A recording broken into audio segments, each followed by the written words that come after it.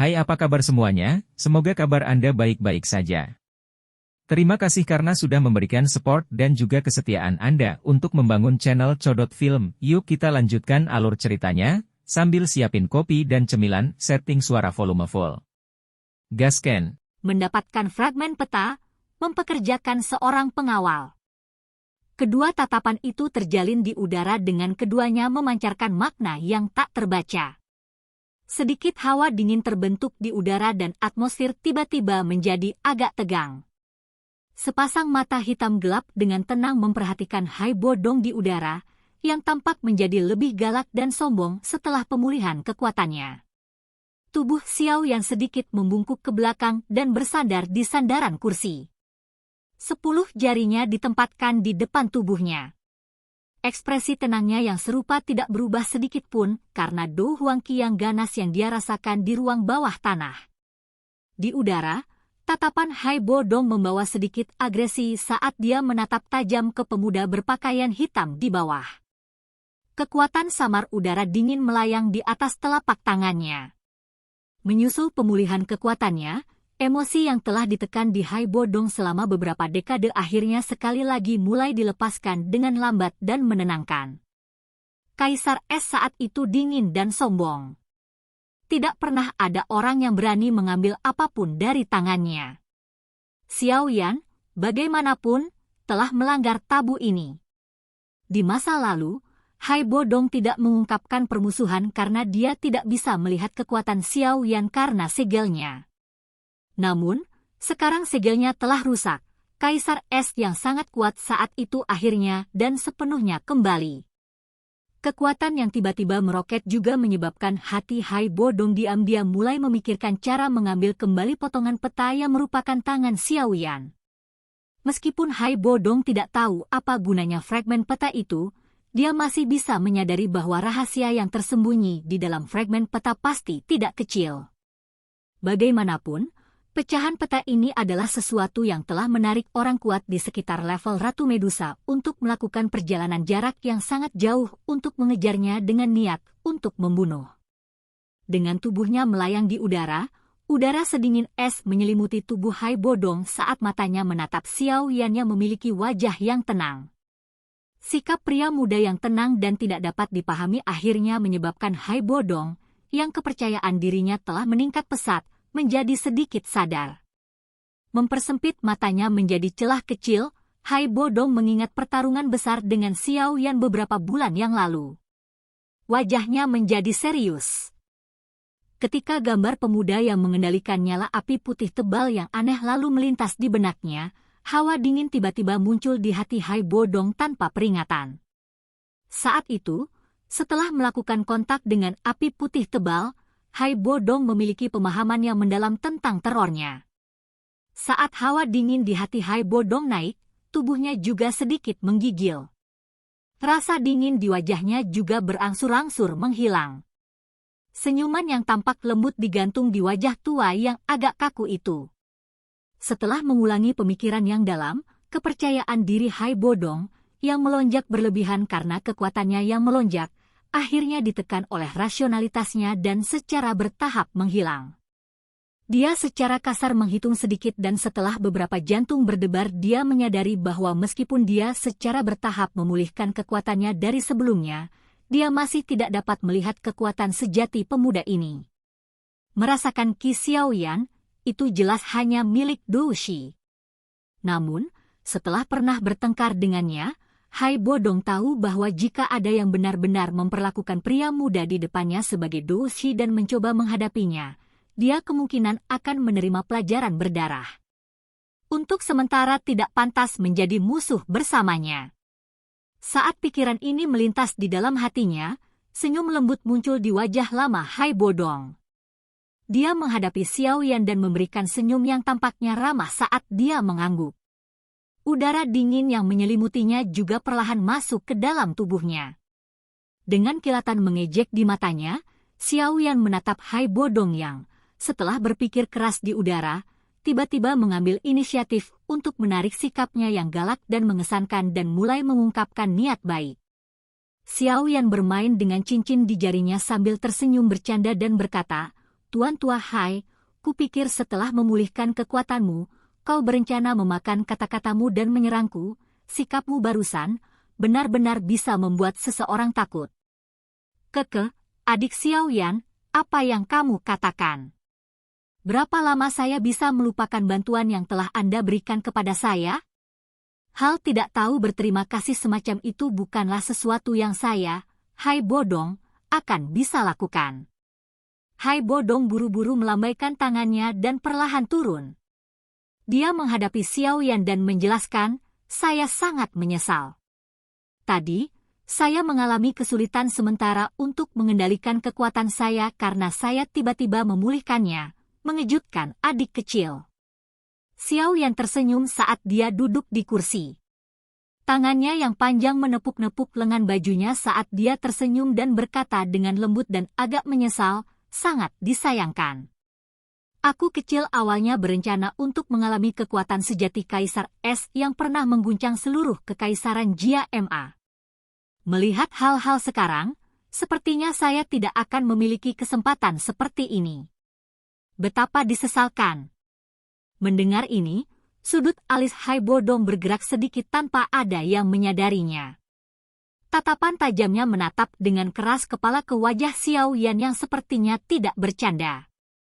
Sesaat kemudian, dia tertawa dan dengan cepat mengalihkan pandangannya. Pada saat yang sama, dia diam-diam bersukacita di dalam hatinya. Melihat tampilan Xiao Yan, sepertinya Xiao Yan tidak memiliki banyak ketakutan untuk dia yang telah memulihkan kekuatannya. Untungnya, dia belum berbalik melawan orang ini sekarang. Jika tidak, jika mereka benar-benar bertarung, akan sulit untuk mengatakan siapa yang akan menang atau kalah. Selain itu, menyinggung seorang alkemis yang bisa memperbaiki pil obat tingkat 6 jelas merupakan hal yang sangat bodoh untuk dilakukan. Jika Hai Bodong memiliki kemampuan untuk membunuh Xiao Yan di tempat, pilihan itu masih bisa dipertimbangkan, tetapi begitu dia membiarkan Xiao Yan melarikan diri, maka masalah di masa depannya akan terus berlanjut. Hai Bodong yang terinformasi dengan baik bahkan lebih sadar daripada Xiao Yan tentang betapa menakutkan kemampuan alkemis tingkat tinggi untuk mengumpulkan orang. Keke, apa yang dikatakan adik Xiao Yan? Tulang-tulang tuaku ini tidak memiliki kekuatan seperti kalian, anak muda. Hai Bodong tertawa kering saat dia melambaikan tangannya. Xiao Yan tidak berkomitmen saat dia tersenyum. Dia perlahan berdiri dari kursi, mengulurkan telapak tangannya dan menatap tajam ke orang tua di depannya. Dengan senyum tipis, dia berkata, Tuan Tua. Segelnya sudah rusak dan tugas saya dianggap telah selesai. Fragmen peta. Setelah dua kata, potongan peta, memasuki telinganya, wajah keriput Hai Bodong bergerak sedikit. Namun, kali ini, dia tidak menemukan alasan lain. Ini karena dia bisa dengan jelas merasakan bahwa selama waktu singkat dia diam, Duki di tubuh pemuda itu sudah mulai mengalir dengan bergejolak. Di dalam mata hitam gelap itu, perasaan sedingin es juga perlahan melayang di atasnya. Jelas, jika dia mengatakan sesuatu untuk menunda sesuatu, pemuda di depannya mungkin akan segera berbalik melawannya dan menyerang. Hai Bodong tersenyum pahit dan menghela nafas. Jari-jarinya digosok pada cincin penyimpanan dan sepotong kecil perkamen kulit kuning, yang tampak sangat tua, muncul di telapak tangannya. Dia sangat sedih untuk menyerah saat dia membelai pecahan peta kuno ini sambil menghela nafas. Saya telah membuat peta selama beberapa dekade, tetapi belum pernah melihat peta yang serumit ini. Tidak lama setelah saya mendapatkannya, saya mencoba membuat salinan pecahan peta ini. Namun, peta yang akhirnya saya buat sangat berbeda dari peta aslinya. Setelah mengalami ini beberapa kali, saya hanya bisa melepaskan ide ini. Mungkin ini ada hubungannya dengan peta yang hanya berupa fragmen. Tatapan Xiao yang terfokus pada potongan peta dan kemudian melirik ekspresi Hai Bodong. Meskipun dia samar-samar tahu alasannya, dia tidak membuka mulut untuk menjawab keraguannya. Saat itu setelah mendapatkan fragmen peta pertama di pegunungan Magical Beast, Yao Lao menemukan bahwa ada energi spiritual yang sangat besar yang tersembunyi di dalam fragmen peta ini. Jenis energi spiritual ini sangat tertutup. Kecuali seseorang adalah seorang alkemis, pekerjaan di mana kekuatan spiritual seseorang melebihi orang biasa, sangat sulit bagi orang lain untuk merasakannya. Energi spiritual ini tidak akan secara langsung menyebabkan kerugian bagi orang-orang, tetapi jika ada yang ingin menyalin rute dan garis di peta, energi spiritual ini tanpa disadari akan mengikis kewarasan seseorang.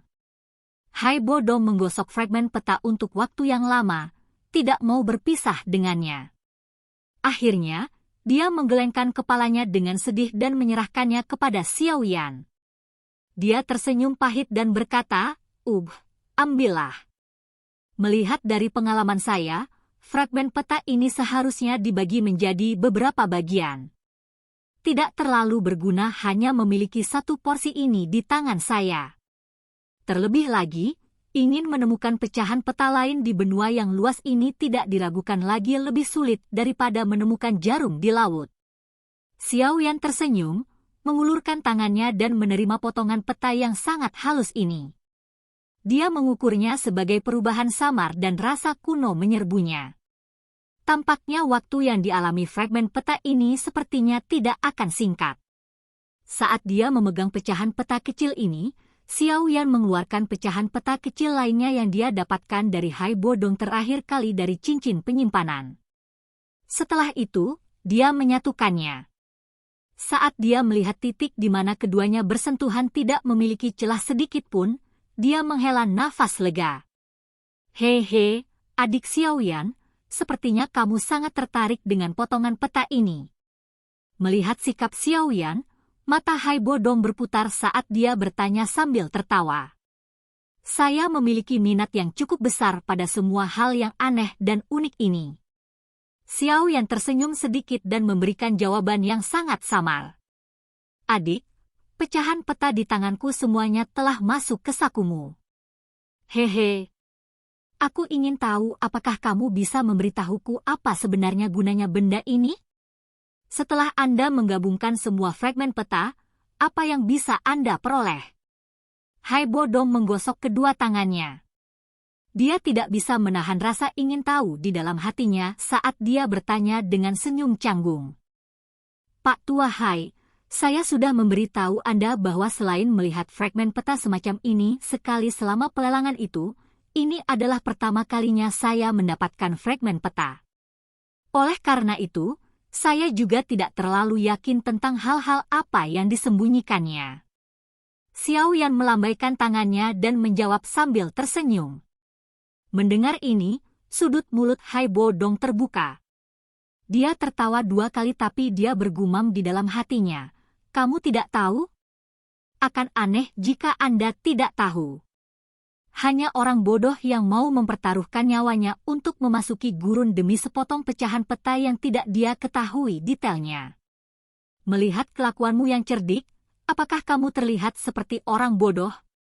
Setelah mendengar kata-kata Xiao Yan, Hai Bodong juga mengerti di dalam hatinya bahwa yang pertama tidak ingin membagikan rahasia potongan peta. Saat ini, dia hanya bisa menggelengkan kepalanya tanpa daya. Bagaimanapun, potongan peta baru-baru ini jatuh ke tangan Xiao Yan. Mencoba merebutnya dengan paksa tidak mungkin. Oleh karena itu, dia hanya bisa dengan paksa memadamkan rasa ingin tahu di dalam hatinya. Setelah dengan hati-hati menempatkan fragmen peta ke dalam kotak yang sangat indah dan menyimpannya ke dalam cincin penyimpanan, Xiao Yan menghela nafas lega di dalam hatinya. Benda ini akhirnya mencapai tangannya setelah beberapa putaran dan putaran. Pak Tua Hai, sekarang setelah kamu memulihkan kekuatanmu, aku tidak berpikir kamu akan terus tinggal di sini untuk menjadi pemilik toko, kan? Xiao Yan memasukkan tangannya ke lengan bajunya saat dia tiba-tiba bertanya dengan senyuman mengarah ke Hai Bodong. Dulu alasan utama saya tinggal di sini adalah untuk mempelajari pecahan peta dan mencari metode untuk membuka segelnya. Sekarang segelnya telah dibuka, secara alami tidak ada alasan bagiku untuk terus tinggal di sini.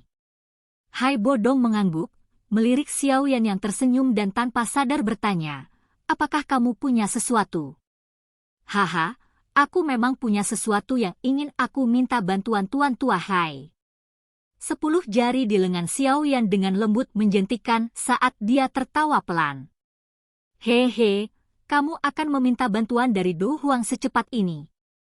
Hai Bodong tertawa, saya telah mengatakan sebelumnya. Anda telah membantu saya sekali jadi saya berhutang budi padamu. Namun, jika Anda ingin saya membantu Anda sekarang, bantuan ini akan hilang. Aku percaya Tuan Tua Hai mungkin akan berhutang budi padaku lebih banyak lagi di masa depan. Bukan karena alasan lain, tapi hanya karena aku seorang alkemis dan alkemis yang bisa memperbaiki pil obat tingkat 6. Xiaoyan tersenyum tipis saat menjawab. Ah, meski kata-katamu sedikit sombong, itu benar. Seorang alkemis yang bisa memperbaiki pil obat tingkat 6 adalah seseorang yang bahkan seorang Du Huang akan bersedia berteman. Tentu saja, saya tidak terkecuali. Hai Bodong menghela nafas dan menganggukkan kepalanya sambil berbagi perasaan yang sama. Tidak peduli bagaimana orang mengatakannya, seorang alkemis, terutama alkemis tingkat tinggi, akan selamanya menjadi teman atau teman yang setiap orang kuat ingin miliki di benua ini. Katakan padaku, apa yang kamu ingin aku lakukan? Selama itu dalam kemampuan saya tidak akan menolak. Hai Bodong membelai janggut pendek di dagunya saat dia tersenyum dan bertanya.